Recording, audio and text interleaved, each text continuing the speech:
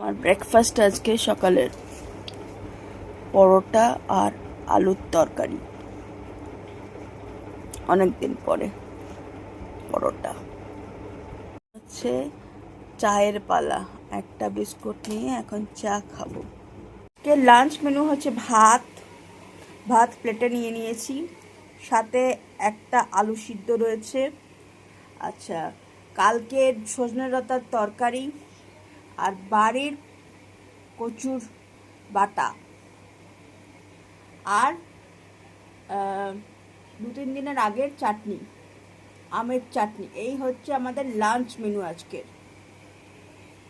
অন্নপূর্ণা পুজো তো আমাদের পাড়াতে একজনের বাড়িতে অন্নপূর্ণা পুজো হয়। আমাদের সবাইকে পাড়া শুদ্ধ বোধহয় নিমন্ত্রণ করেছে। তো এই যে সব ডাকাডাকি করছে যে তোমরা যাবে, এখন যাবে, কখন যাবে, এইসব করছে।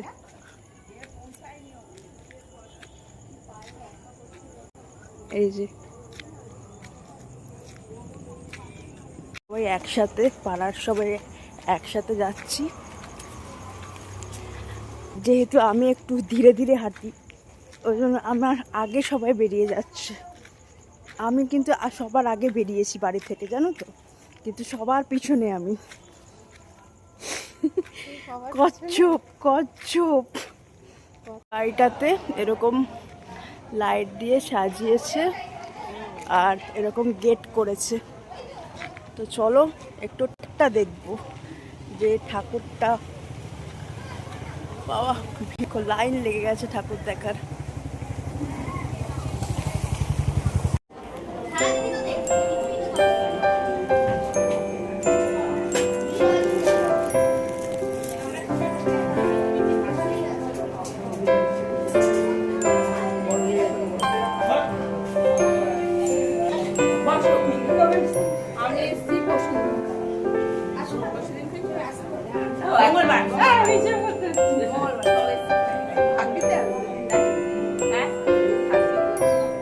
কালকে আবার গঙ্গায় গিয়েছিল, জানিস?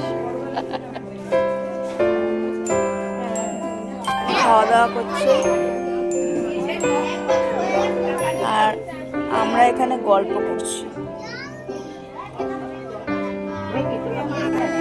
আমি আর মা এখানে আমি বসে আছি, পাশে মা বসে আছে আর একজন এখানে গল্প হচ্ছে। আর ওই ভিতরেও খাওয়া দাওয়া হচ্ছে, ওই যে ভিতরেও খাওয়া দাওয়া হচ্ছে।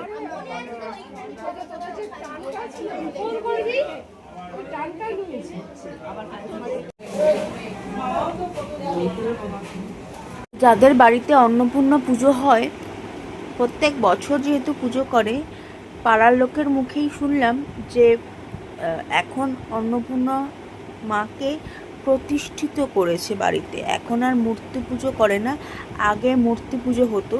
এখন যেহেতু বাড়িতে অন্নপূর্ণা মা প্রতিষ্ঠিত, সেটাকেই প্রত্যেক দিন যেরকম পুজো করে সেরকমই অন্নপূর্ণা পুজোর দিনেও বিশেষ পুজো করে, হয়তো সেটাকেই পুজো করে। তো আমার ওদের ঠাকুর ঘরটার মন্দিরটা আর কি আমার খুব ভালো লেগেছে। তো আজকের মতো এখানেই ভিডিওটা এন্ড করলাম। আর একটা ভিডিও নিয়ে কালকে আবার দেখা হবে।